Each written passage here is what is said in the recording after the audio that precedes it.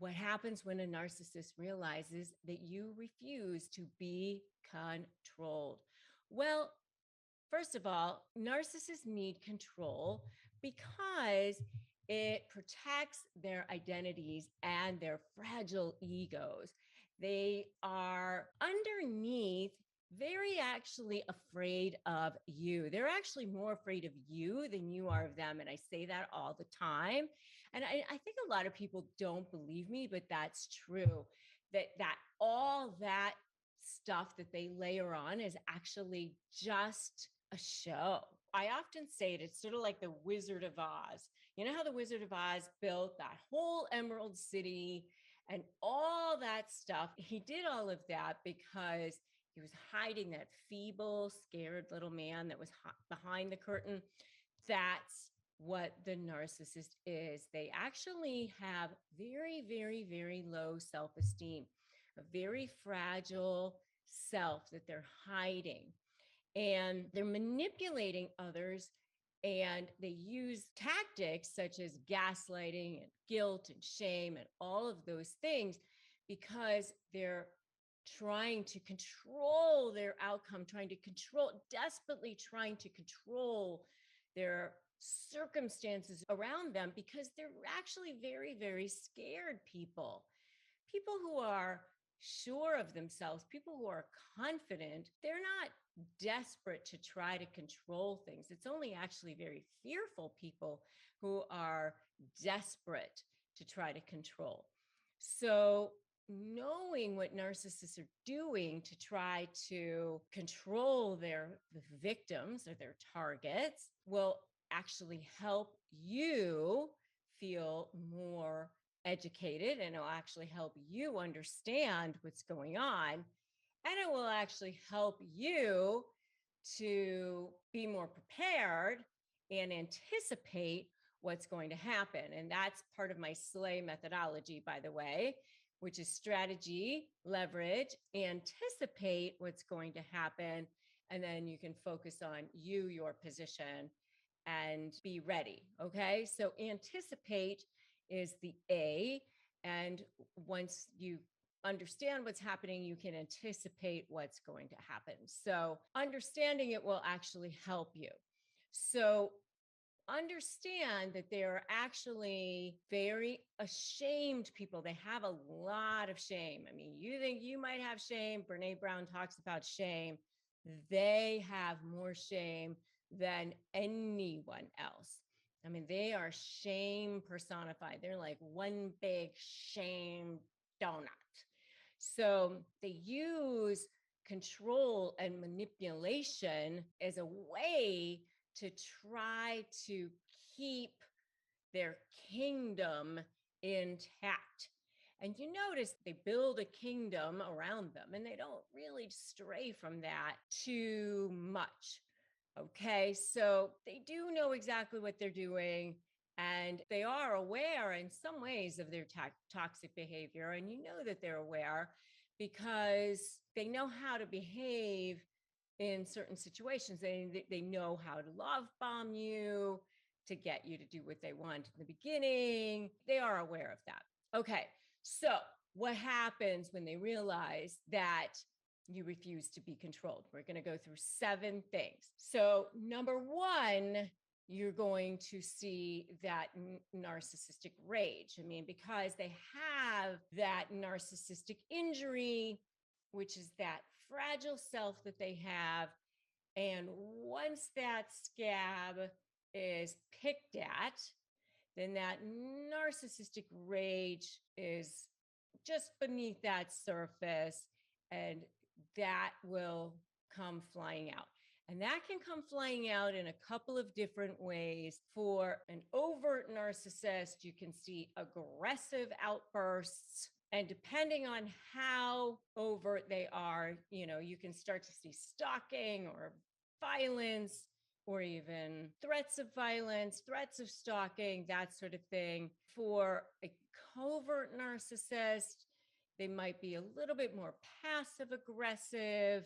They might make themselves into a victim, but that narcissistic rage will start to creep up and they start to be something more than what you might have seen in the past. The heat will start to turn up. So that is the first thing that you'll see. The next thing that you start to see, and this is, all part of that discard phase, you start to see the birth of the smear campaign. By the way, and I have mentioned this in the past, the birth of the smear campaign can start to happen long before what you start to perceive as the discard phase. Sometimes you see the three main phases of a narcissistic relationship. It's the love bombing, the devaluing, and the discard. And I've often said this before as well. It's not linear. They do go back and forth between these phases. And when you are going to negotiate with the narcissist, you have to understand that even in the negotiation phase, they will still go back and forth between these phases, because they will want to rely on using these phases to see what will potentially work for them. Even with the love bomb, by the way, don't confuse love bombing with true love.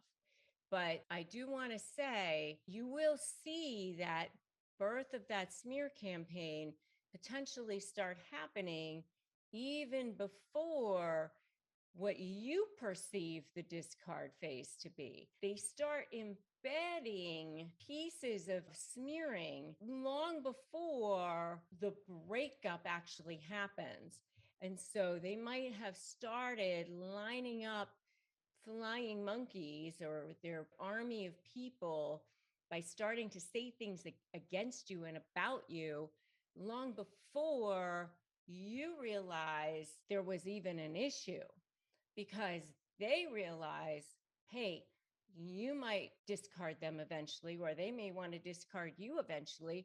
So they start getting people on their side. And so they start saying things about you even long before. And by the way, the flying monkey may not even realize that they're being recruited. And I think that that's an important piece, that the flying monkey may be just being love bombed by that narcissist too. That's something that wasn't necessarily clear to me at the beginning either. They might just be oblivious to the whole situation too. The other thing that I think that is important for you all to understand as well is that these phases are not necessarily just in intimate relationships or romantic relationships. The narcissist uses these tactics and interacts the same way, whether it's a business relationship, a romantic relationship, neighbors, friends, family, whoever it is, they are the same. They interact the same way, regardless of who they are interacting with or the type of relationship that it is. And what I mean, by the way, when I say they start saying things about people long before the discard phase, they don't necessarily even say, oh, that person is a bad person. They might actually even say it in a way where the flying monkey thinks that they're saying something in the spirit of caring. So they might say something like, oh, I'm concerned for so-and-so because they had too much to drink last night, or I'm concerned for so-and-so because of how they're behaving, or something like that, where it makes it seem like they're worried about you, but they're really embedding a smear. So it seems like they're a good person. So that's number 2, is the smear campaign. Number 3 is they might just do a disappearing act. They may just ghost you. They may just stop talking to you altogether. So that's number 3. Number 4, I alluded to a little bit in the narcissistic rage piece of it, but it garners its own piece. And that's number 4, and that is stalk you.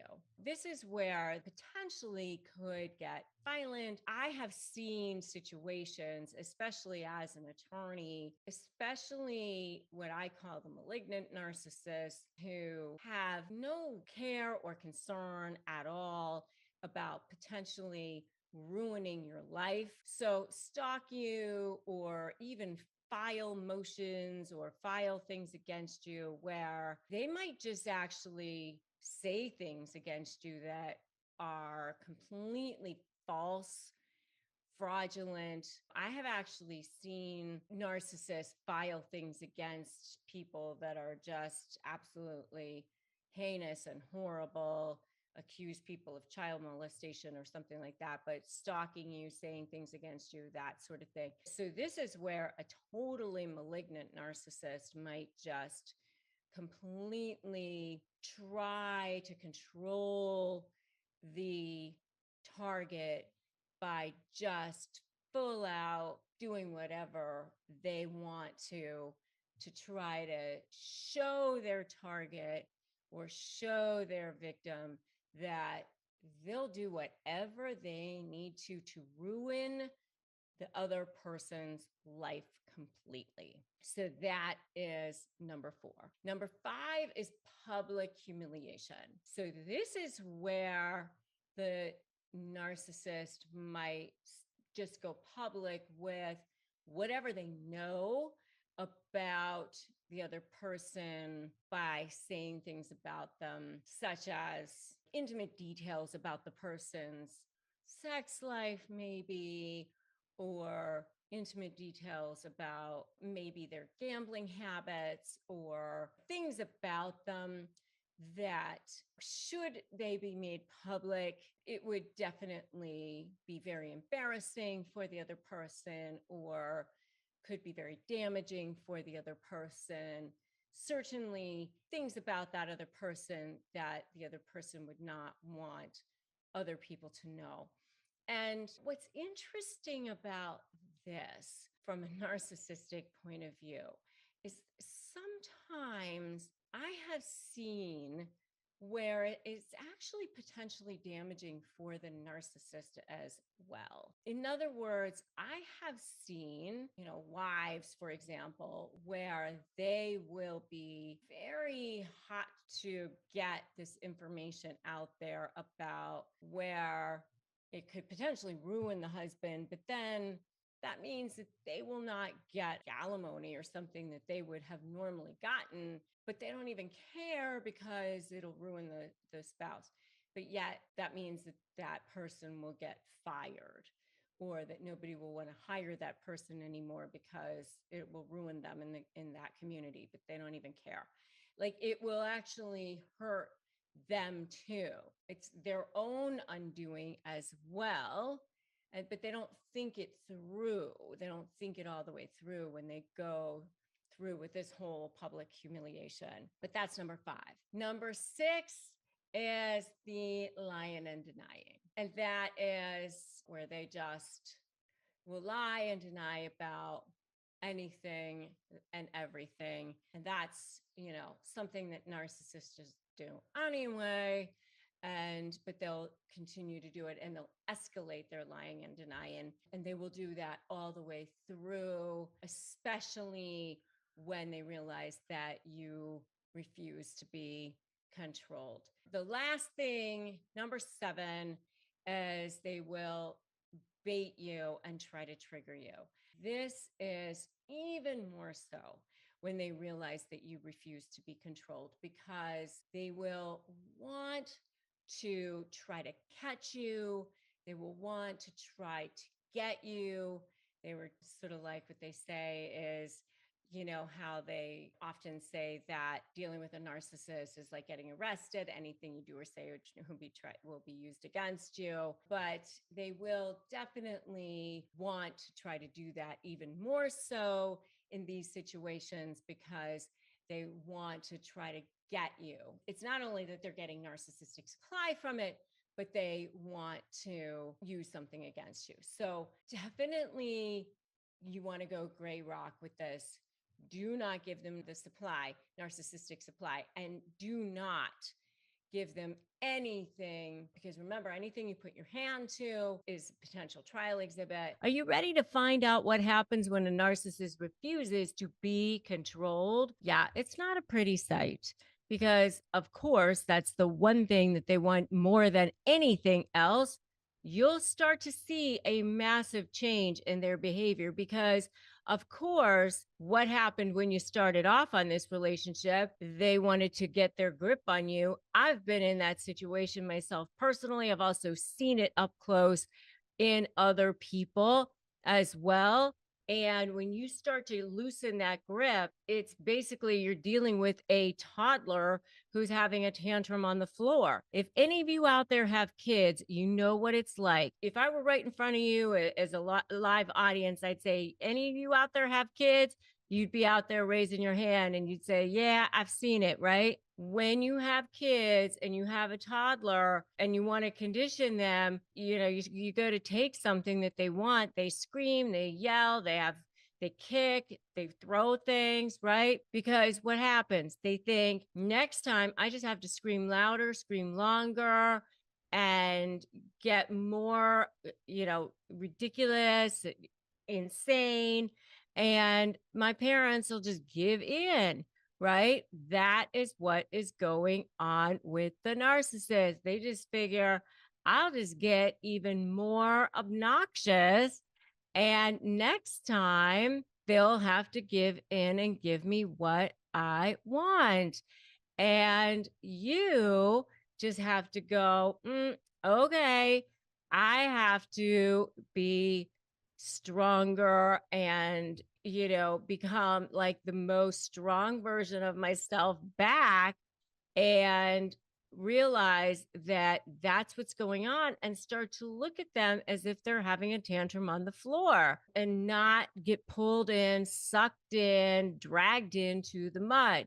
Because when you do that, you are in the quicksand with them. You're going down and they're baiting you. They're like, they went fishing and they got a reel. They're pulling you in. What happened was, at the beginning of the relationship, they started conditioning you, and you have to condition them back. So, what happens at the beginning? Let me start off at the beginning. So that's kind of the end of it. But at the beginning of the relationship, they started conditioning you. They started love bombing you. They only showed the happy face, the charming face, the nice face, right?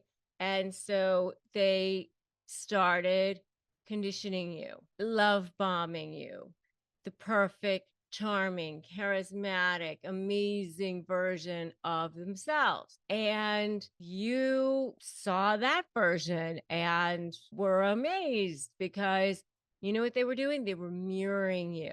You basically fell in love with yourself, because they know how to become the most amazing version of whatever it is that you want. They know how to present themselves in a way that makes themselves look like whatever it is that you want.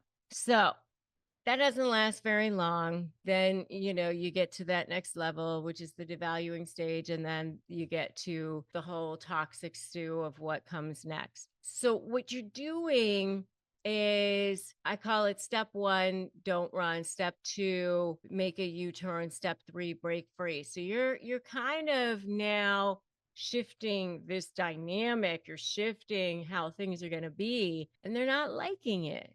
They're not going to like it, and so it's going to be uncomfortable for you as well. You are going to have to deal with that. So the very first thing is, when you start to put those boundaries in place, you're going to see a change in their behavior.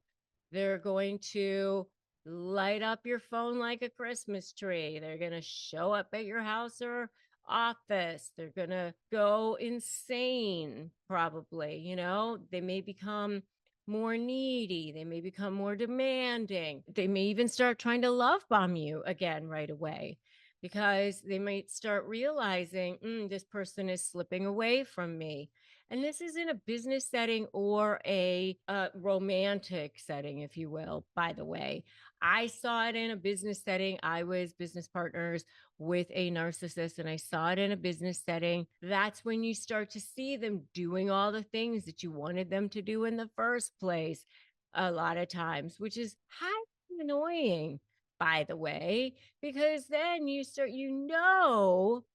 that they know what they're supposed to be doing, which is not really fun. And then they start to do something what I call future faking, which is they start to tell you everything's going to be amazing.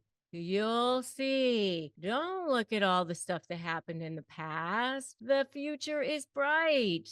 We will see how great it's going to be. And they'll promise you the moon because they don't plan to, deliver on any of those promises for very long anyway. So they can say whatever it is that, I'll, walk on water. I will fly to the moon. I will make millions of dollars. I mean, whatever it is that they need to say, because they won't be doing it anyway. I'll go to therapy, whatever it is, because they don't plan to do it for very long. Okay. So that you may start to see that. And then they may start to realize that's not going to work. If they start to realize that, that's when they start to realize, okay, we're heading into discard here. And if they realize that, here's what's happening. The narcissist only sees things in black and white. So you're either for them or against them. And if you are against them, then all bets are off. You become public enemy number one. You become, I got to get you. I got to take you down before you can take them down. Okay. And what I find really fascinating is especially what happens with the covert narcissist at that point, because with the covert narcissist, that's when you start to see that mask come whipping off. And by the way, if you're starting to now try to communicate with this narcissist, you're trying to dealings with this narcissist, you're trying to text, email, have responses with them, I do have a free download for you, a gift for you that you can use, phrases to disarm narcissists. So you might want to grab that at this point, and you can get that at disarmthenarc.com. Make sure you go to disarmthenarc.com. Free phrases for disarming the narcissist. You keep it nice and close and handy for you, disarmthenarc.com. So, they may try to gaslight you at this point. They may try to make you feel like you're the one who's crazy. What are you doing? You're delusional. I didn't do anything wrong. It's you. They might try to do that sort of thing. They might try to launch into some sort of a guilt thing. You're breaking up the family. Why would you abandon us like this? I've seen all sorts of things like that in the text messages. Or they might try to scare you by making all sorts of threats that aren't necessarily true, by the way. I've seen threats like, I will take the children and you will never see them. If you leave this house, you won't get any of it. You won't get any of the business. You won't get any of the assets. Those kinds of threats are completely empty because the law is the law. You get half the assets. The law is usually on your side with regard to children. Many times in most states nowadays, it's a 50-50 kind of a thing with kids as well. Those kinds of threats are usually ridiculous and ridiculously empty also. But, they may try to bully you. They may try to make unreasonable demands. They may even try to bully you into signing something right away. Do not do that. They may start to do those kinds of emotional blackmail kinds of things. And if you've seen any of this, put I've seen it in the comments below. I've seen it. Put that in the comments because I'm sure you guys have already seen some of these things, haven't you? I know you have. Then what happens next? Smear campaign. During the discard phase, this is when you start to see the birth of the smear campaign. Yeah, they start heading out to their third parties, their flying monkeys. They want to build that army against you. Is it their friends, their neighbors, their family members? It might even be your kids. Ugh, so bad. I mean, the worst. But they want you to feel like the world is going to be ganging up on you. You're the only one who is going to be alone. You're the only one isolated. Everyone else is going to line up on their side. That's what they want you to think. You are going to be so sorry that you made this choice, right? They will, potentially, if it's a divorce situation, they may try to file all kinds of stuff before you can, file false allegations, false pleadings. They may try to punish you. They may try to conflict every lawyer on the planet off the case. And depending on the level of narcissist or the types of narcissists that you're dealing with, you could be dealing with some kind of something that might threaten your safety. And by the way, if you are, please make sure that you do what you need to do to get help, get support, take care of your safety, call the domestic abuse hotline if you need to. Don't put your safety in jeopardy. Never, ever, ever do that. And make sure that you are lining up support for yourself. Save the money that you need to save. I always say make sure you have a good stash of cash. If you look like you are going to be divorcing a narcissist, make sure you have a good stash of cash ready and available, and make sure you have a good support system in place. You are definitely going to need that. Have you ever met somebody, they started off to be the most charming, charismatic person you've ever met in your life, then they turned out to be your worst nightmare, and then when you go to negotiate with them, they're a living hell? Well, I developed something called the Slave Method of Negotiating with Narcissists, and it has helped tens of thousands of people in more than 150 countries win, go from feeling drained and defeated to getting the outcomes they want. And the reason why it works is because I spent more than 20 years studying narcissism as a trial attorney, and now I'm here to help you win too, and also take your suffering and turn it into your superpower.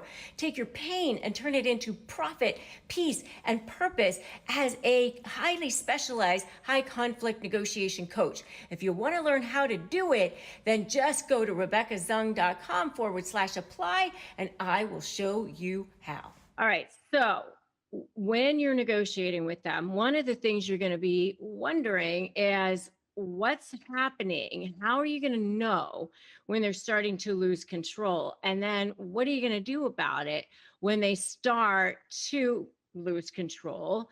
I mean, you do kind of want them to start to lose control, by the way, because you want them to start to feel like you are in control, right?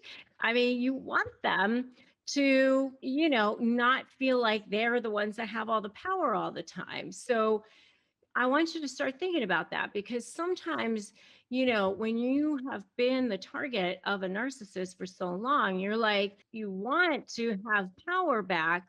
But then on the other hand, you're like, I don't know if I want them to lose control, because you get a little bit afraid of that.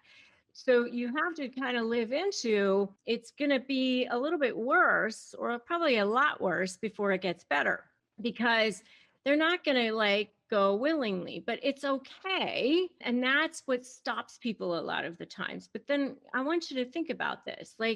It's not good the way it is. It's never going to get better. You're never going to be free, but you will be free once you get on the other side of this. Once they start to realize that you are finally the one taking back your power, once they start to realize that you're no longer afraid and that you are feeling, in control, and that you are directing the outcomes of this thing now, the whole dynamic is going to shift, and it's going to be okay.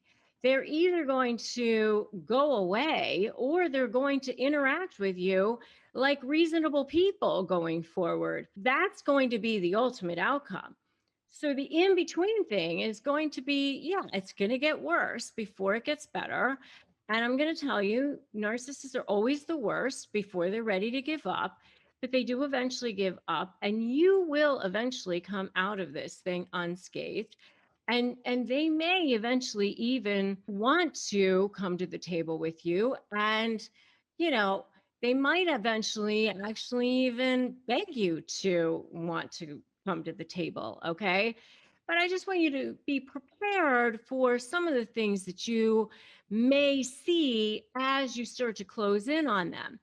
You're going to create your strategy during the negotiation process. I go through my SLAY methodology in my program, which is strategy, leverage, anticipating what's going to happen, which is part of what I'm going to be talking about here, and then focusing on you, your case, and your position. And you're going to be going through all of that. And as you're doing that, they will start to become unglued, and things are going to start to happen. But that's okay. I mean, that's what you want. That's the only way the dynamic is going to start to shift. Okay. Otherwise, it's going to just keep going the way it's going. And just remember that their objective is not to win. I mean, that's what you think. And their objective is not money, by the way. Their objective is supply. And they get supply from jerking you around and manipulating you. That's their objective, which means it's like the Barney song. It never ends. This is the song that never ends. It will never end. That's why these cases go on forever. And that's why it costs so much money, because it's the song that never ends. So you need them to lose control. You need their grip to start to loosen. That's the only way it's going to end.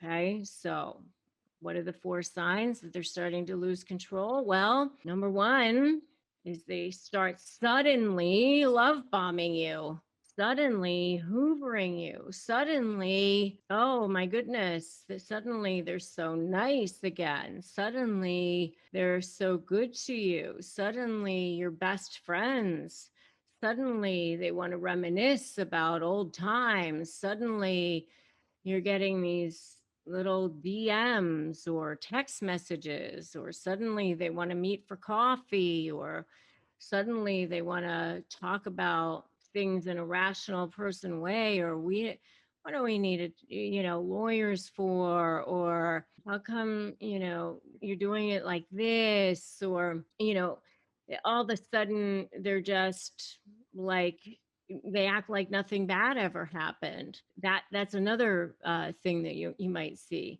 It's just the sudden love bombing or sudden hoovering, whichever one you want to talk about. I mean, it's like however they kind of charmed you in the first place, they want to go back to that well and use whatever those wiles were and see if that still works.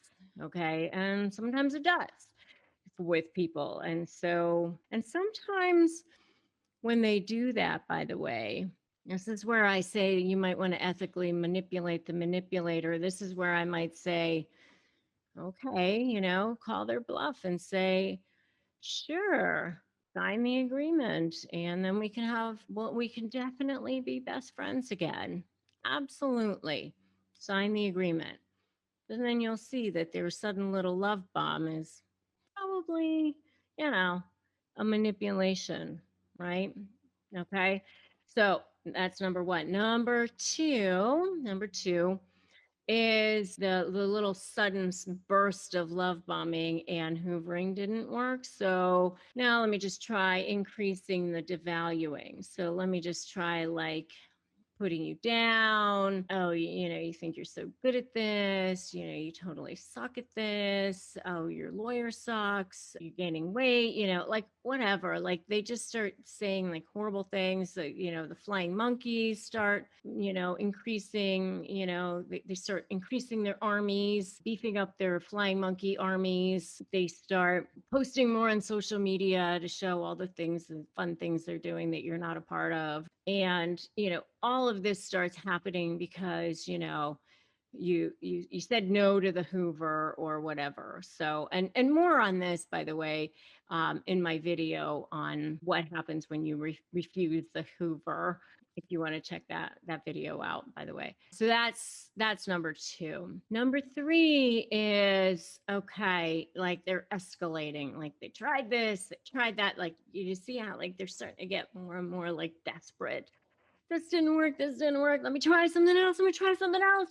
So number 3 is heightened, what I call lying, denying, projecting, and deflecting. So they all the bad stuff that they do, they just start turning it on. So the floodgates start to open, and however they were behaving during the relationship, it just is like on steroids. They just get worse in every way. I mean, so it's just more of all of the bad stuff.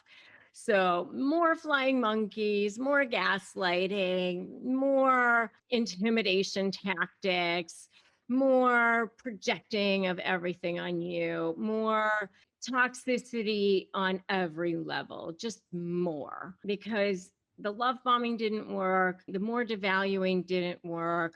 They tried like some of these other things. And so now it's just, I'm just going to get worse and worse and worse. And so the toxicity level just, it's like this tidal wave that's growing. So the next thing is the narcissistic rage, because they have that injury, that narcissistic injury, and they have that very fragile sense of self, and when it gets triggered and they're being ignored, and the things aren't working, they're like 2-year-olds that, okay, it's not happening, so let me have a tantrum. And so that rage comes flying out, and it just is, however it comes flying out, whatever that looks like for that particular narcissist. So, for every narcissist, it could be different. It could be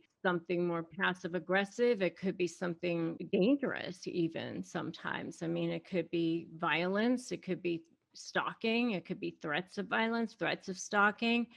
It could be hateful emails. It could be doing something detrimental to a business. If you're in a business relationship, I've seen, business partners who have shut off the other person's email, who have shut off the access to internet, who have turned off the electricity on them, gated off their office access, locked them out of the office, things like that. I mean, it goes on and on. I mean, and then sometimes that even leads to a narcissistic collapse. And I do have a whole video on that. And, it can get kind of scary, but, if it's time for them to pay the piper, it's time, right? And if it's time, it's time. So I want you to put "it's time" in the comments, because it is their time. It's time. It's your time. It's your time to, it's your turn. It's your turn to be seen. It's your turn to have it be fair, right? It's your turn to turn it around. So you're dealing with a narcissist, and they're crazy, and they drive you absolutely insane. But when you're dealing with a narcissist, is they seemingly always are in control, or at least they want to have control over you.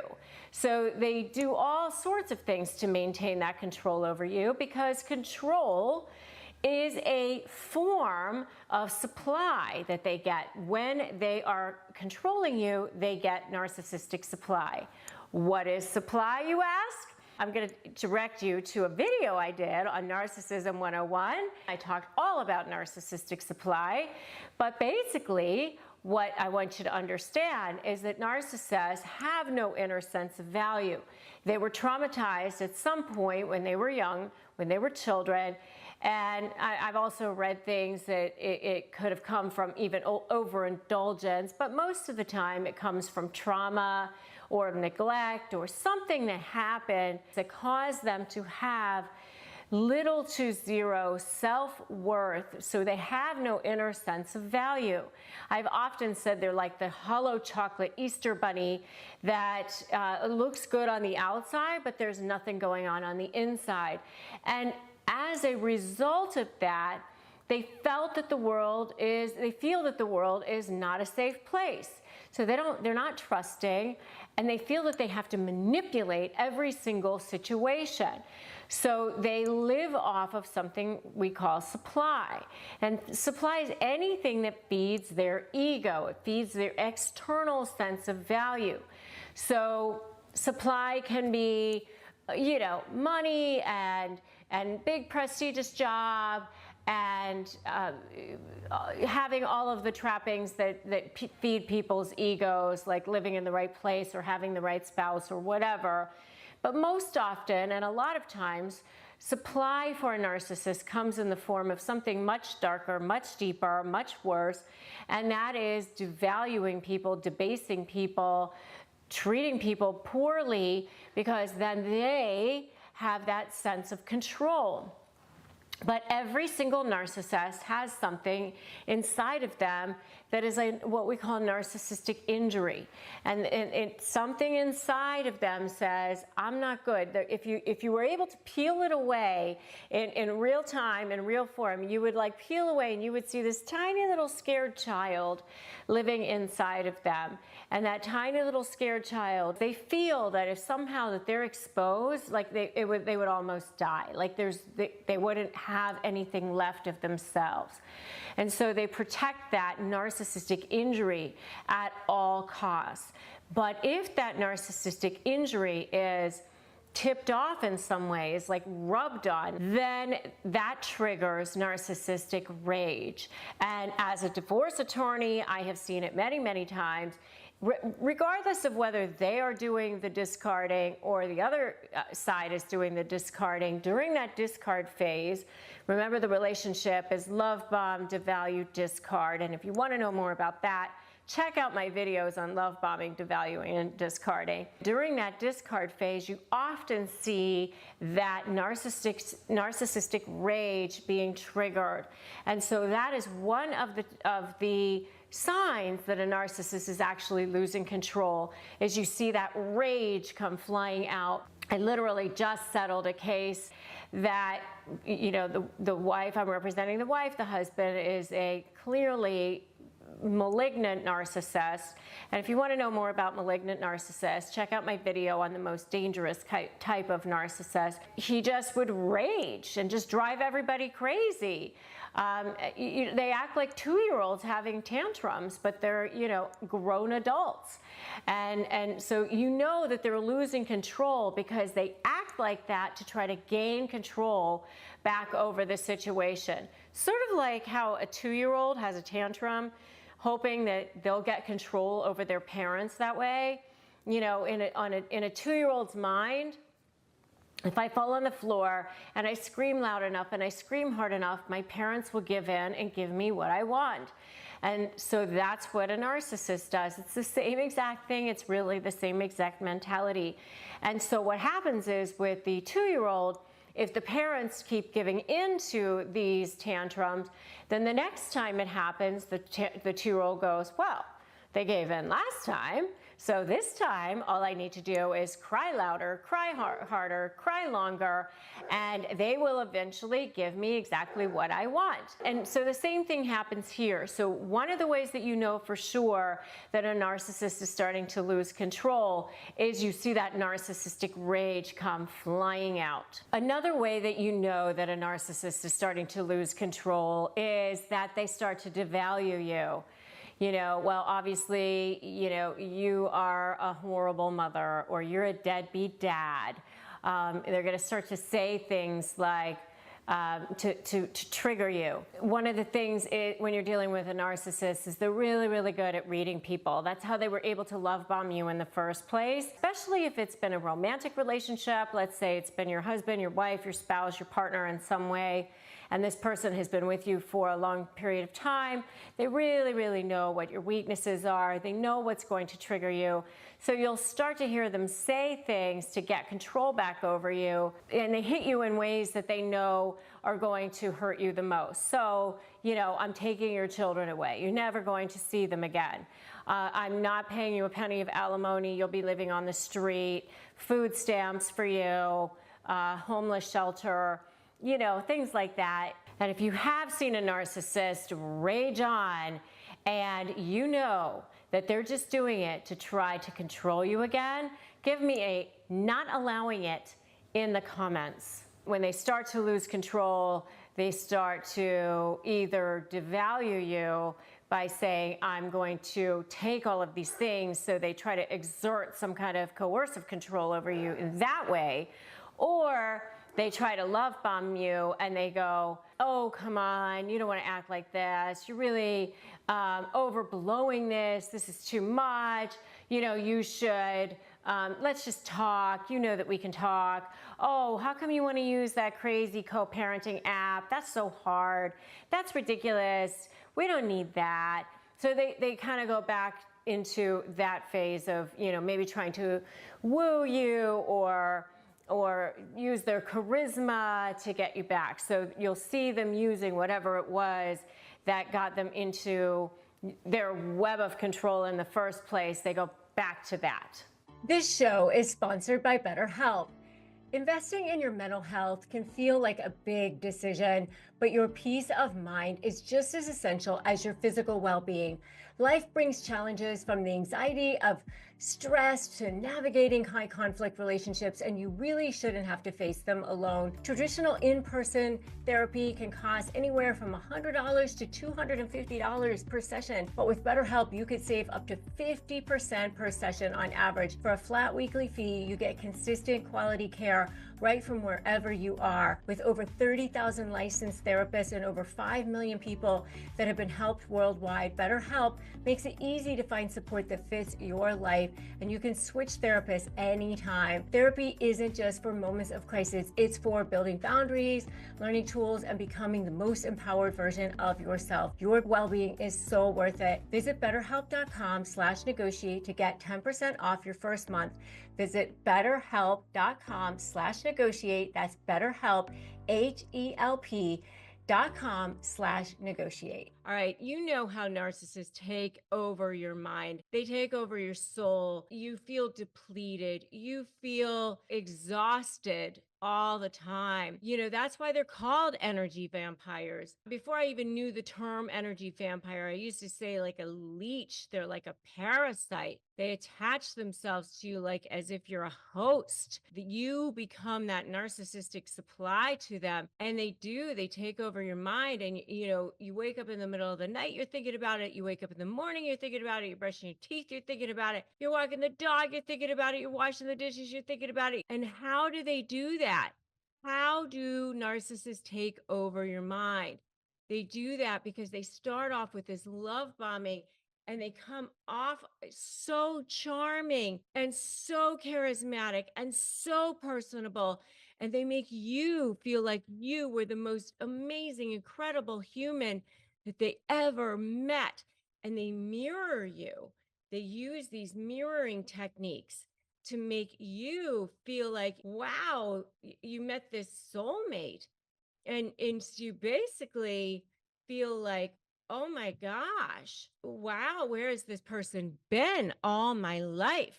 They read you, they read your body language, they read everything about you. They're excellent at reading people. And so they become this perfect person for you. During this idealization phase, they completely sweep you off your feet.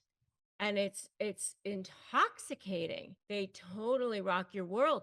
And I'm telling you, this is business or personal. I had a narcissistic business partner, and they flood you with everything at the beginning. And so it takes over every single one of your senses. And so here's the thing, you also were, wounded. You were an empath and you had dealt with your own traumas. And you also felt like, oh my gosh, this person sees everything about me. They can love me and I can save them. I can help them. And so there was this symbiotic relationship that made you believe that there was something that brought you together. All of this happens at the beginning of the relationship. And then what happens is they lock you in almost right away. They want to get you to whatever the next step is right away and lock you in, whether it's business or personal. Let's meet the family. Let's get married. Let's move in together. Let's be business partners, whatever it is. And then once you're locked in, or they get your feelings locked up and they get you attached to them, now the cold. Now it's devalue. Now it's ghosting. Now it's, I'm not texting you back right away. Now it's devaluing. And now they start using those tactics, gaslighting, word salad. I didn't say that. That didn't happen that way. What are you talking about? This circular conversation.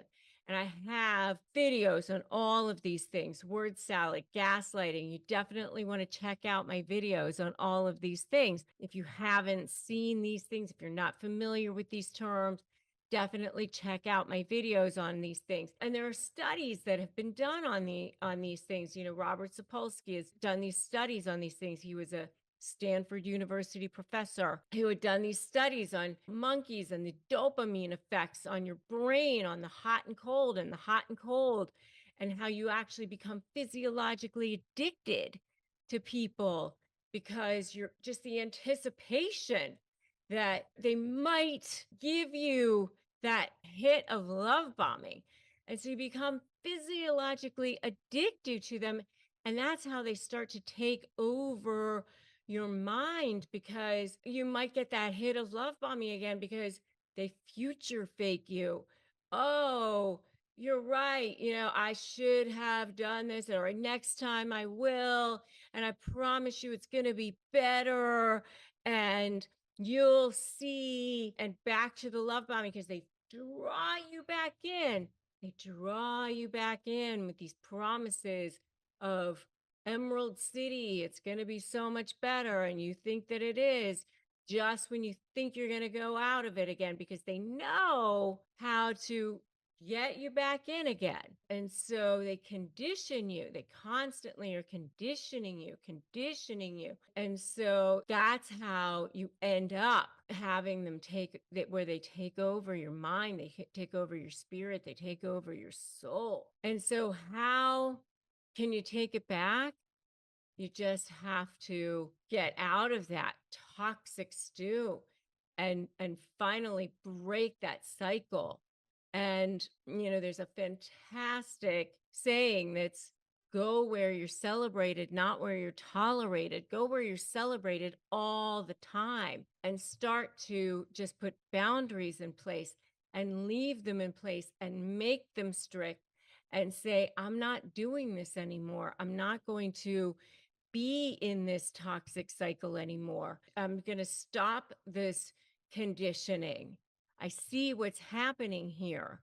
So you stop, you start to pivot, you start to turn around, and you start to shift that dynamic. You start to reteach them how to treat you by putting boundaries into place and by starting to have less contact with them, briefer amounts of time, briefer amounts of contact with them, and start reinforcing the behavior that you want by saying, I'm not allowing you to disrespect me anymore. I'm not allowing you to speak to me like that. And I'll have a conversation with you when you can speak to me in a respectful manner, or things like that. Start to show it in your body language by just reinforcing that you're not going to allow that. And by reading their body language too, by the way, which I do have a whole video on that as well. But here's the thing. You have to look at the wiring in your brain and start rewiring the programming in your brain. Understand that it's your side of the fence that's going to have to get rewired. You're not changing what's going on the side of the fence of that narcissist. They will not be changed. As soon as you can understand that, things will get so much better for you because they will not change. You are the one that's going to have to change, and your response to them. The faster that you can understand that they're not regular, reasonable people, and they're not going to act like regular, reasonable people because they're not regular, reasonable people. And so don't expect them to act like regular, reasonable people. And the faster that you can understand that, the faster that you can help yourself and protect yourself. And so just start to work on your side of the fence, start taking care of yourself, start protecting yourself. I have a whole video on self-care. Definitely start with the self-care, start pivoting, understand that you deserve so much more. You're probably way smarter than you think. I know that you are. And the fact that you're here, the fact that you discovered these videos means that the shift is starting to take place. That is amazing. Give yourself a whole lot more credit than you probably have so far. You deserve so much more than you have so far. And understand that you are enough. You are enough. So start to see those open doors. Start to feel that power inside of you. What I want you to do right now is I want you to write in the comments, I am enough. I am enough. Just start to feel that right now. Start to feel that power right now and start to understand that, you just have to rewire your side of the brain, start to take over, start to retake your brain back and recondition your brain away from that narcissist by putting boundaries in place and have briefer and briefer contact with them and just start to see them for who they are, which is toddlers in adult bodies, right? So let's talk about what narcissists can't control. I mean, one of the things that happens with narcissists is that they want to control everything. That's part of how they get their supply. And if you want to know what it looks like when a narcissist is losing control, check out my video on signs that a narcissist is losing control, and you'll hear all about that.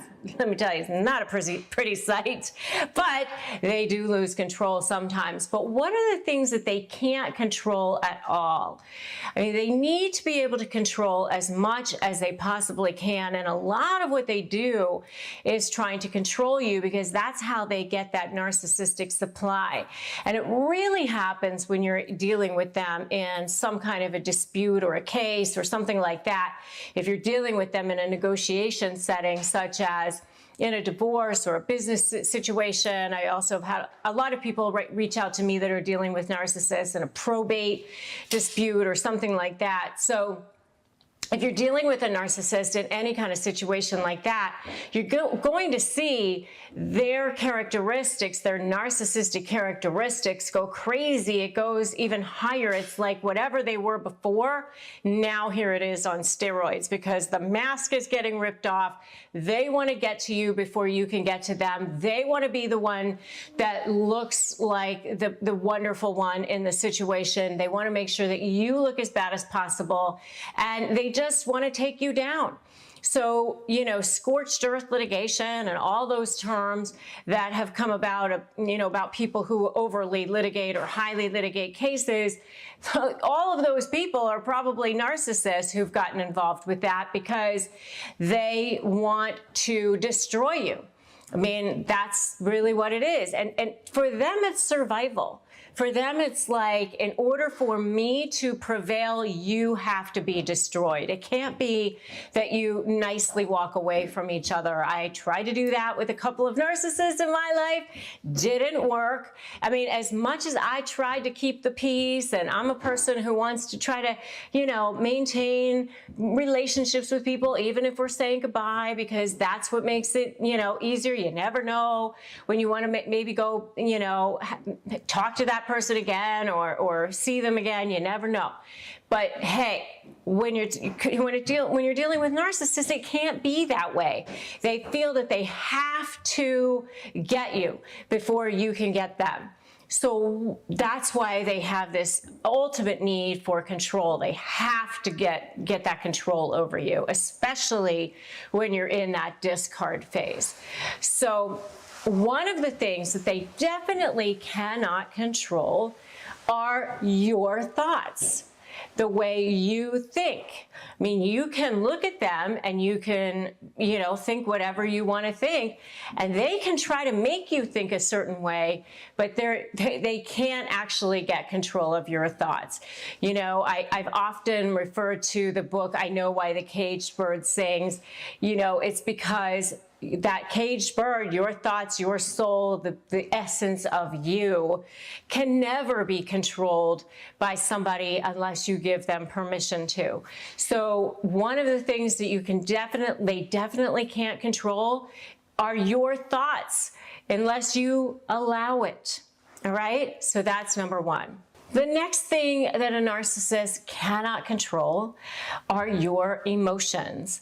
And this is one of the hardest things to do because, especially, you know, when you talk about your thoughts, your emotions, things like that, they've worked so hard to get into your thinking, to get into your patterns of thought and create that, you know, trauma bond, that it's really hard to, you know, it's really easy for me to sit here and say, yeah, they can't control your thoughts, they can't control your emotions. But I recognize this is a really hard thing to do, and that you have to just learn how to pivot.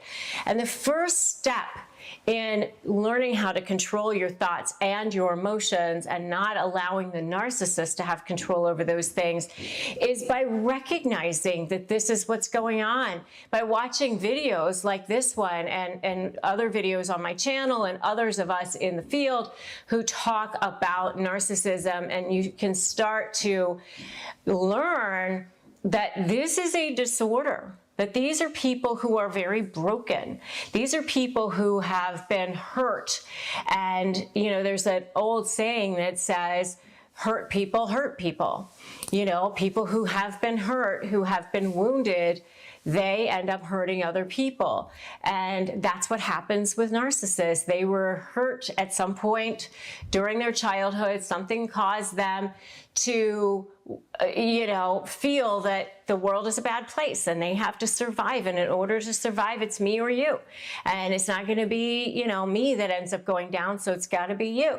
And so they, you know, have created this pattern of thinking and this way of being in the world that is a scared way. And they're very scared. They're very frightened little creatures. That's the secret about narcissists. You're actually the stronger one. You're actually the one who has way more of a sense of self. They attach themselves to you as a form of supply because you had so much value. So they then embed these thoughts into your brain, where you start to create these neuronal patterns of thinking that you need them, or thinking that you can't live without them, or thinking that they're more powerful than you, or thinking that they're smarter than you, or smarter than everybody else. I can't tell you how many people have said to me, I'll never be able to win because they always win. They're always more powerful than I am. They always get their way.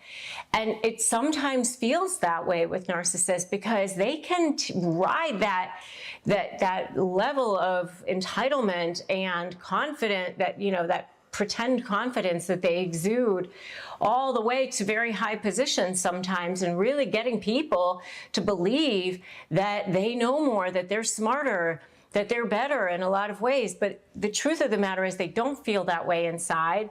And the first step to really taking that mask off and really for you to distance yourself from the situation is by realizing what it is that you're looking at, realizing what is going on with them, and understanding that it's not you, that it's them. And so once you start to do that, you can actually start to take the emotion out of it and start looking at it as if you're reporting the news. And that's when you can start actually not even getting into the vortex of negative emotion, not allowing them to drag you down, drag you into the mud with them, by staying out of that. And so, you just have to start it one step at a time, maybe just one encounter at a time. Like maybe just decide, okay, for this particular encounter, I am not going to get engaged. I am not going to feel any emotion about this. I'm going to just watch what they're doing, and I'm going to just observe as as almost as a third party observer, and just try it once. And once you try it once, then you can say, okay, I did it. Look at me, I did it. Let me try that one again and see how that goes. And if you are so ready to have this and just like feel like I got this, give me an I got this in the comments. So the last thing that a narcissist cannot control is your response to a situation, to your response to what they do. I mean, they can do whatever they want, and they will do whatever they want. You cannot control a narcissist. You can't, go get in there and change them. They're really, people that can't be rehabilitated unless they would really, really want to be, which most of them don't. I mean, most narcissists really will never go get the help that they need and really get the retraining of the brain that is what would be needed in order for them to become, like normal people. And so the best thing that you can do is start to learn how to control your response to a situation. When you are presented with something inflammatory, you can just take a deep breath and say, I can see that you're upset. I know that's how you feel. I acknowledge that what you said is this. And just, say it as if you are a person who is just observing. And that's where you're controlling your thoughts, you're controlling your emotions, you're controlling your response to the situation. And once you start doing that, then you will start to feel more and more powerful. And that power that you start to feel when you just take one little baby step at a time will actually start permeating the rest of your life. I've had clients that have told me that by standing up to their narcissistic exes, they've actually now become more powerful and more confident in business and in all of their dealings. They've actually ended up feeling better than they ever have because they were able to just start taking baby steps. If you want to take that dynamic and start shifting it around 180 degrees so that you start feeling like you're on the offensive rather than on the defensive, so that you start feeling like you're driving the ship instead of somebody else, so that you feel like you are the one in control and not just responding to what everybody, what the narcissist is doing. This is the way to do it. You just start taking one step at a time. And eventually you start to feel, wait a minute, look at what I've done. Oh my gosh, things have changed so much. And you'll see that the narcissist will start to change too. Because if they're not getting the supply out of you that they want, then they're going to start to lose interest. And they'll also start to realize that the things that they normally were able to do in order to get a rise out of you, they can't do anymore. So your thoughts, your emotions, your responses, those are the things that a narcissist cannot control about you. And I want you to very much remember that. If you're a renter, you should be taking advantage of Built. We rack up points on groceries, travel, and nearly everything else. So why not one of your most hugest monthly expenses, which is your rent? Because with Built, paying rent finally pays off. There's no cost to join. And just by paying rent, you unlock flexible points that can be transferred to your favorite hotels and airlines, a future rent payment, your next Lyft ride, and more. When you pay rent through Built, you unlock two powerful benefits. First, you earn one of the industry's most valuable points on rent every month. No matter where you live or who your landlord is, your rent now works for you. Second, you gain access to exclusive neighborhood benefits in your city. Built's neighborhood benefits are things like extra points on dining out, complimentary post-workout shakes, free mats, or towels at your favorite fitness studios, and unique experiences that only Built members can access. And when you're ready to travel, Built points can be converted to your favorite miles and hotel points around the world, meaning your rent can literally take you places. So if you're not earning points on rent, my question is, what are you waiting for? Start paying rent through Built and start taking advantage of your neighborhood benefits by going to joinbuilt.com/negotiate. That's JOINBILT.com/negotiate, and make sure to use our URL so that we know that you were sent to them by us. So go to joinbuilt.com/negotiate to sign up for Built today. So why am I talking about quantum law and karma and all of these things when I am a lawyer? I'm going to tell you why right now. Because mindset is 50% of winning a negotiation, and intention is a huge part of that. 80% of a negotiation is won before you even walk into the room. Because it comes to your planning and preparation, yes, of course, but it is a huge part of it is your mindset. It is one of the most important parts of it. And mindset also has to do with your thoughts. And your thoughts are energy. And what quantum law says is that whatever energy you're putting out there, that's the energy that you're going to get. Like attracts like. It's just physics. Okay? And so when you are like forming a thought in your mind and you're placing that thought out into the world, you are basically placing an order to the universe. And you're saying to the universe, this is what I want to have happen. This is how I want it to go. So if you say things to the universe like, I'm never going to get that, he or she always gets their way, I can never win, I'm not even going to try to get this particular thing because it's never going to happen. The universe goes, okay, because whatever your little beams of thought are, that energy that you place out into the world, that's what comes back to you. Your thoughts are literally just protons, neutrons, and electrons and ions, all just floating around in your brain. That's all they are. You can't feel them, you can't touch them. As fast as they come into your brain, they can go back out of your brain. Let's just try an experiment right now. I want you to close your eyes and I want you to think about a white picket fence. Just hold that in your mind. Now let it go. Is it still there? No, it's not. It's gone. And it's the same thing with your thoughts. The only thing is, when you start to have beliefs, that just means that it's a thought that you've thought over and over and over again. And now it's become a belief. And now you just believe that it's true. But it's only because you've been thinking it so many times that it becomes like true to you, but it doesn't mean it's necessarily true.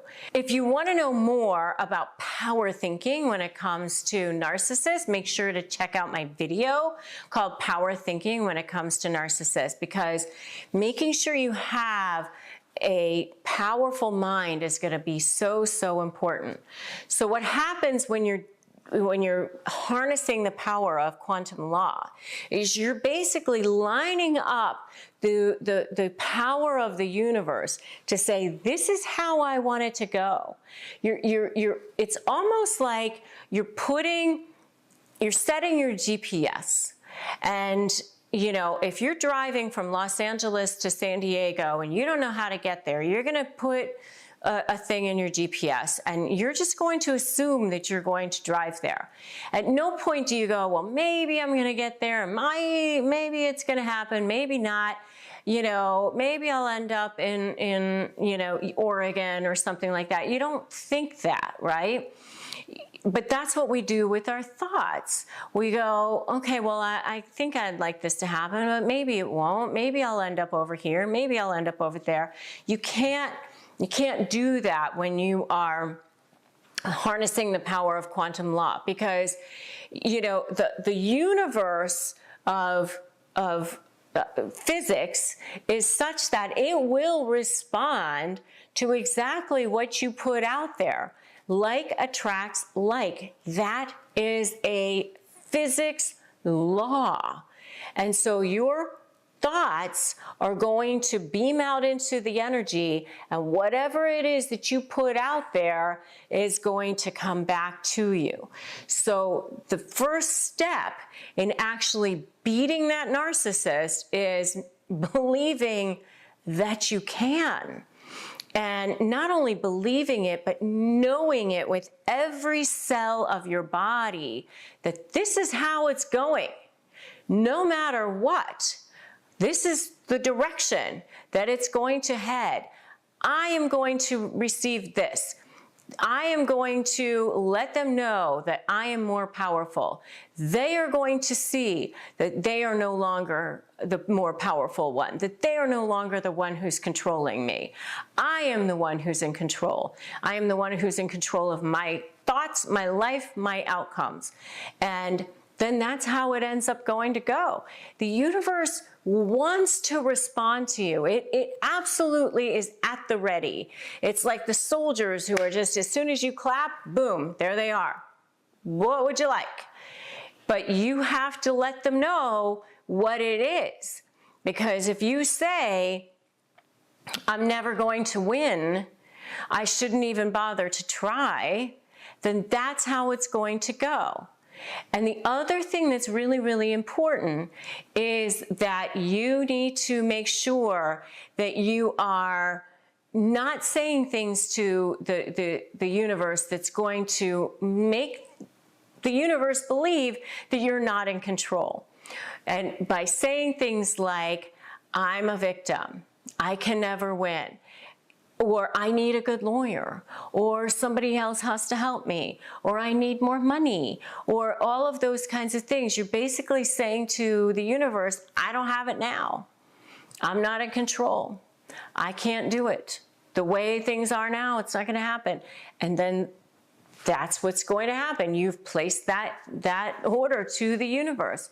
So if you are a winner and you're changing your mindset to be a mindset of a winner, then I want to see I'm a winner in the comments right now. Go ahead, write it. I'm a winner. I want you to start saying that to yourself over and over and over again. That's your mantra. I am a winner. I recently read a book called Untamed by Glennon Doyle, which was really, really great, especially if you're a woman. I don't know, maybe guys would like it too. But it was really a good book. And one of the things that she said was her mantra in that book was, I can do hard things. And, you know, at first I was like, I don't know, I can do hard things. Is that a good mantra? And then I started to like think about it. It was like, okay, now, yeah, if I'm getting ready to do something that maybe feels like a challenge, or maybe I'm afraid of, then, you know, just say to yourself, I can do hard things. And another one that I read one time was a book by Elizabeth Gilbert, and I think the book was Big Love. And we'll make sure we drop links to these books down below if you want to check them out. no obligation, but if you want to check them out, you can. Anyway, in the book Big Love, Elizabeth Gilbert talks about fear. And she talks about how anytime she does something new, she used to say, oh, I have to get rid of fear. I can't have fear come with me no matter what, I've got to figure out a way to like get rid of it. Well, but the truth is that none of us ever completely figure out a way to operate into a new world or a new thing without any fear whatsoever. The courage is doing it in the face of fear, right? Like the cowardly lion in The Wizard of Oz. And so what Elizabeth Gilbert says in that book is that she has learned to go, okay, and like have a conversation with fear and say, all right, fear, we're going on a trip, we're doing this thing, and we're gonna get in the car, and I understand that you're gonna have to come along. I would like for you not to come along, but I understand that you're coming along against my wishes, so okay, fine, fear, you get to come, but you definitely do not get to drive. You have to sit in the back seat. I'm driving. You don't get to drive. You don't get to navigate. You definitely do not even get to touch the radio. You don't get to play the songs. You just have to sit there and shut up while I'm doing this thing and I'm driving. So fear, you're coming, but I'm driving. And I thought that was a beautiful, beautiful analogy. So if you want to use quantum law to beat that narcissist, the thing you have to do is start with your thoughts. Start like pinging into the universe. Remember, like attracts like. So what you ping out pings right back to you. It's like a boomerang. So if you want good things to start coming to you, you better start being very, very aware of the things that you're pinging out into the universe so that the right things start pinging back to you. And that's the way you're going to start the path of beating that narcissist. All right, let's talk about the secret tactics that narcissists use to control and dominate you. Number one is they become the drama king or queen, right? So, you try to talk to them, you try to have a conversation with them about something, and all of a sudden they use these emotional appeals to disguise their false feign. Oh my gosh, how dare you question me? What? You cannot be talking to me. It's the emotional thing. They're trying to prey on your emotions. All of a sudden, you are the victim. You are the one. Or they might use fear, by the way. This is what are you doing? And a lot of times they know that you're afraid of them too. Or they use your loyalty. They use that loyalty to their advantage. They know how loyal you are to them. They never even think about using something like regular logic or regular reasoning. And part of the reason why is because, there is that part in their brain that doesn't work like regular people's brains. During their formation as children, they were subjected to a lot of trauma. When we are subjected to trauma, we are in fight or flight mode. And when we go into fight or flight mode, our brains become saturated with chemicals, cortisol, epinephrine, all of those kinds of things, and adrenaline, that sort of thing. And when our brains are subjected to that over and over and over again, it can actually cause damage to our brains long term. When that limbic system part of the brain becomes activated as adults, then that's what takes over. And that's what happens with narcissists. They are presented with stimuli in adulthood where they feel like they are being attacked. And then that narcissistic rage, so it's called narcissistic injury. And then when that narcissistic injury becomes triggered, that narcissistic rage comes flying out and they think that they are being attacked in some way. It could be just the slightest little slight.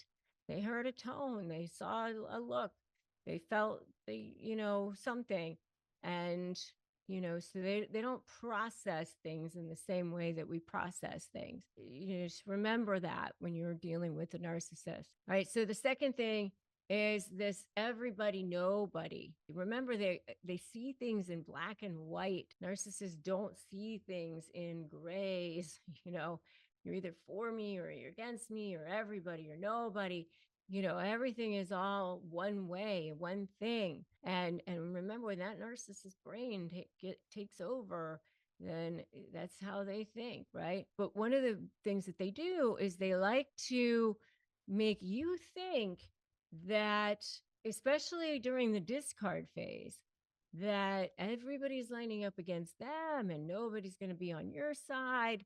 And so that they've got this whole army of people on their side, and no one's going to be on your side. And so they start making you feel that way right from the beginning. And so right from the beginning of that discard phase, they will say things like that to you. So they're called those flying monkeys, and they want you to feel like that's what's happening. All right. So that's the next one. The next one is, what I call the judge and jury. This is where they will start to say things like, prove it, or they'll say, I'm recording this conversation, or I'm videotaping you. I'm going to have to videotape you because I can't trust you, or are you recording this conversation? They want to prove things all the time. They need to prove things, or they want you to prove things, or they'll say that they'll assert that a point is proven innocent until proven guilty, and they love to take credit for things, and I'm right unless you can prove me wrong, that sort of thing. But they don't act the same way with you. You're not trustworthy, of course. They constantly are attacking you, saying that you're not trustworthy and all that sort of thing. I mean, constantly. And if you've seen any of this, give me an amen in the comments, by the way. And I'd love to see the other kinds of things that you guys have seen also. Just throw them in the comments. Let me know. The next one is what I call labeling. And they love to label people, and they love to judge. They love to judge, everybody on TV is something. They judge people as they're walking down the street. They judge all the neighbors. Everybody's worse than them. They've got something to say about everybody. That person's ugly, or that person's fat, or this person's a loser, or that person doesn't have any abilities on anything, or this person's a terrible cook. I mean, they just don't like anyone. They really just don't like anyone. And they love to invalidate people because it makes them feel better about themselves, and they just don't feel good about themselves anyway. They hate themselves inside. So as you'll just notice that they're super judgy, so that's another way that narcissists control and dominate you and control and dominate other people. And they'll be talking about you, and they'll be talking about other people as well. Okay, so let's talk about Operation Triangulation. If you have dealt with a narcissist in any way, shape, or form, then you have dealt with triangulation. Another word for it is flying monkeys. And if you want to know more about the word flying monkeys and all of that, go check out my video on flying monkeys. So this is a tactic that narcissists use. So remember, they need an endless amount of supply. They are supply whores.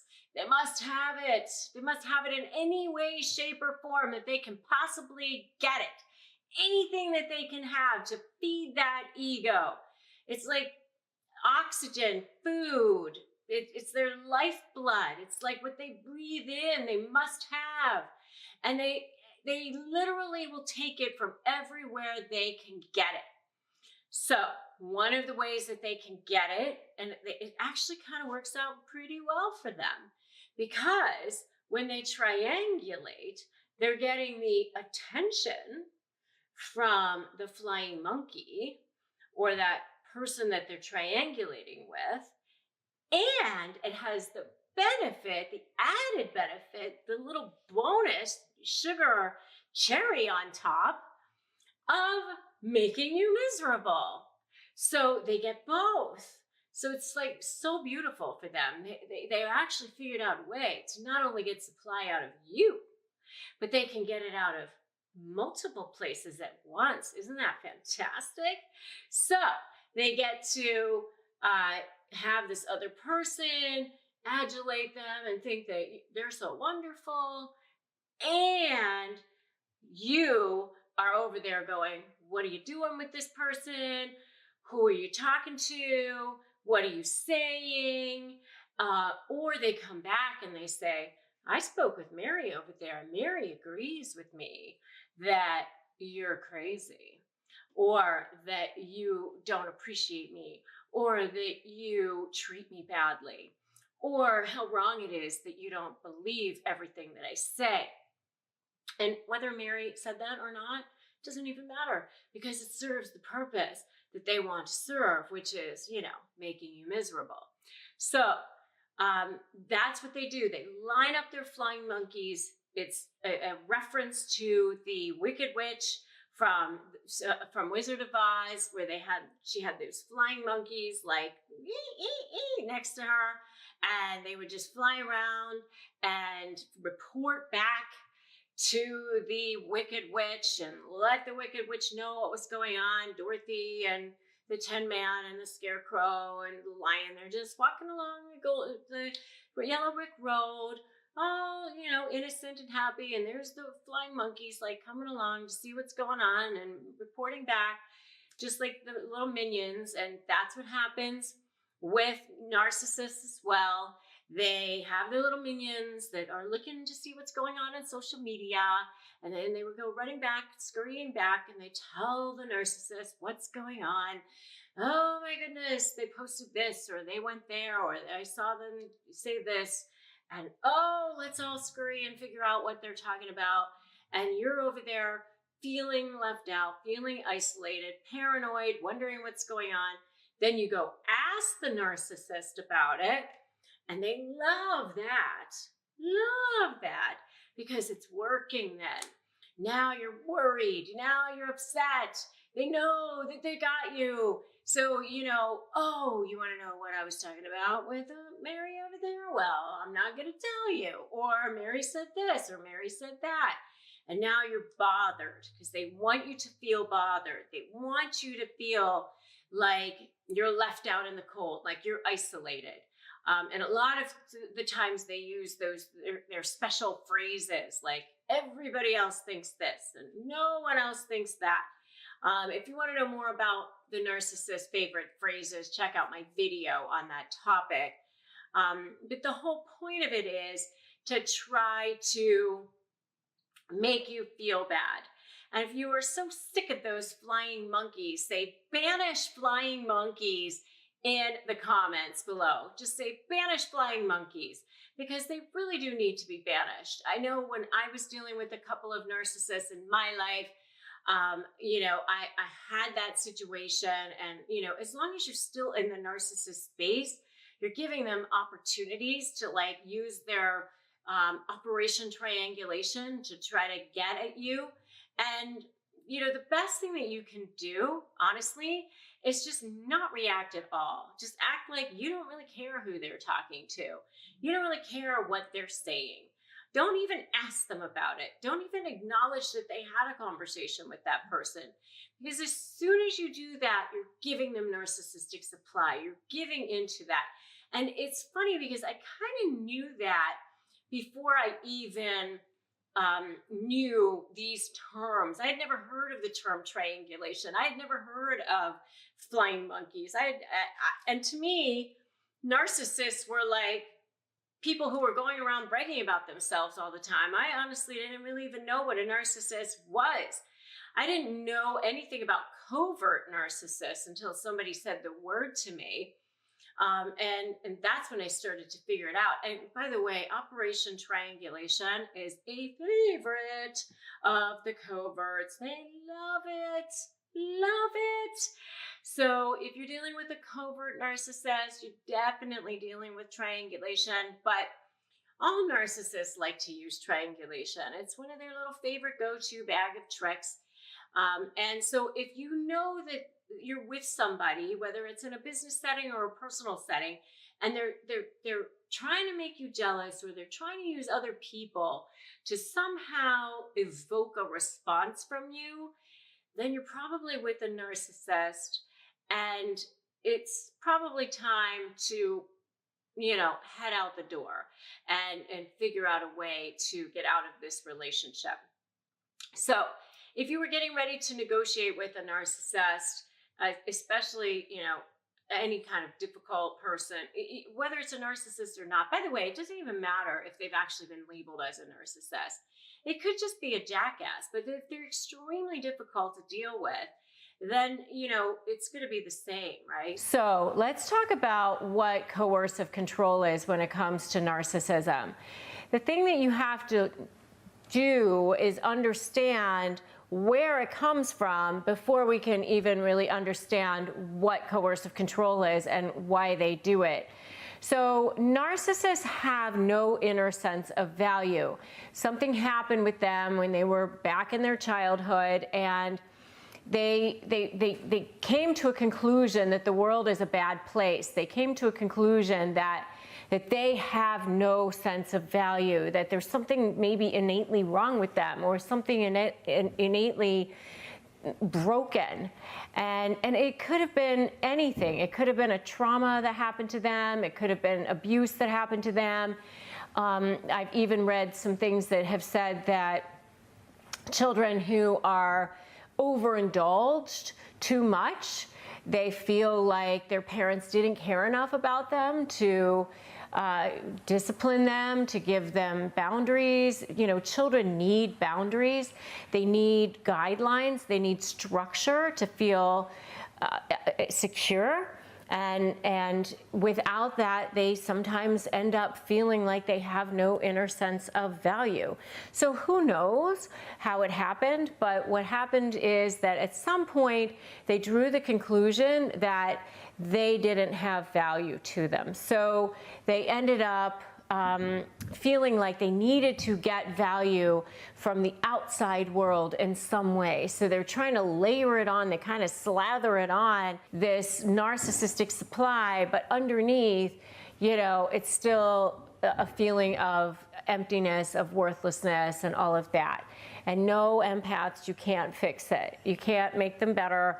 They just end up sucking you into their poisonous vortex, and you just end up trying to get out. When people are leaving a narcissist, they don't just walk away nicely. They run with their hair on fire trying to get away from these people because it's terrible. So you can't fix them, but they have this sense of emptiness inside of them. And so they draw this conclusion that they need to take control of the world by controlling everything around it, because without that sense of control, they feel like they're not being seen. They feel like they don't exist in the world. So coercive control is actually a form of narcissistic supply. And that supply is anything that feeds that narcissist's ego. So it could be, anything that feeds a narcissist's ego. It could be money, compliments, or, prestige or whatever. But most of the time what you see with narcissists is where they are actually trying to control a person, or they're devaluing them, or they're manipulating them, or intimidating, all of those kinds of sort of the dark side of narcissism. Those are the kinds of things that you often see with narcissists. And if you've seen that dark side of a narcissist, give me an "I've seen it" in the comments. So when a narcissist feels insecure, which is all the time, they try to exert control over other people in order to kind of control their environment. So it's a type of control that they put over a person that ends up manifesting itself in all sorts of ways. You know, they actually start to, you know, maybe want to know where you are at all times. Maybe they look at your phone. Maybe they control how you dress, what you wear, who you see, when you see them, what kind of car you drive, when you drive your car.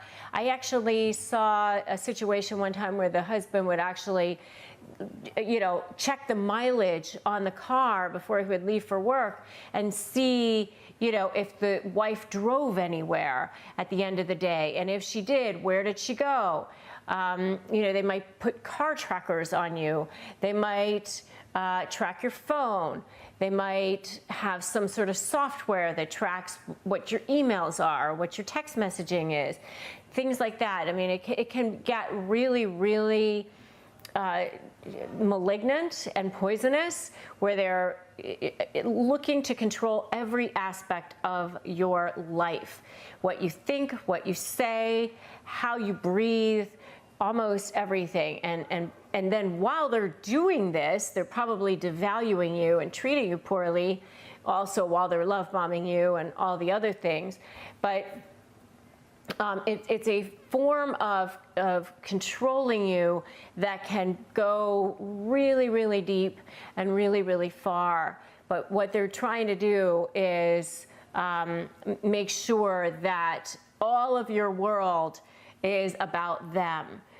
Every single thing. I mean, they might even be like, if you look at, happen to, you know, inadvertently look up and see a person, they might say, oh, you want that person. You know, they don't even want you looking at other people. They don't want you talking to other people. Sometimes it can get really, really advanced like that. So it's it can be kind of scary sometimes when they get really deep into this type of coercive control. But it's a form of narcissistic supply. It gives them supply to know that they have control. It feeds their ego. And if you want to know more about narcissistic supply, check out my video on narcissistic supply. It goes much deeper into what you need to know about narcissistic supply. In a divorce setting, how I see coercive control manifesting itself is when somebody chooses a lawyer, and they really don't want you to have a lawyer, because that now this is another person who might exert control over you, another person who you might listen to, another person who's going to be advising you, and you might be taking that person's opinion or advice over theirs, which of course you should definitely be listening to your lawyer if you have one. So, but what they'll start to do in this particular situation is they'll start to try to devalue your lawyer to you. So, you know, they'll come up to you and they'll say, you know, your lawyer is a bad lawyer, or your lawyer is too busy, or your lawyer is just in it for the money, or, you know, they just start to badmouth your lawyer in some way, because they're realizing that they're losing control over you. And if you want to know more about what happens when a narcissist is starting to lose control, or what the signs are, make sure you check out my video on signs that a narcissist is losing control. But in a divorce setting, you know, anybody who's going to start to try to have control over you, or that they perceive is going to have now control over you instead of them, is going to become the enemy. So they're going to start targeting those people so that you stay into their web of control, even as you're, you know, on the way out. Even if they are divorcing you, even if they're the ones leaving you, you start to see that happening.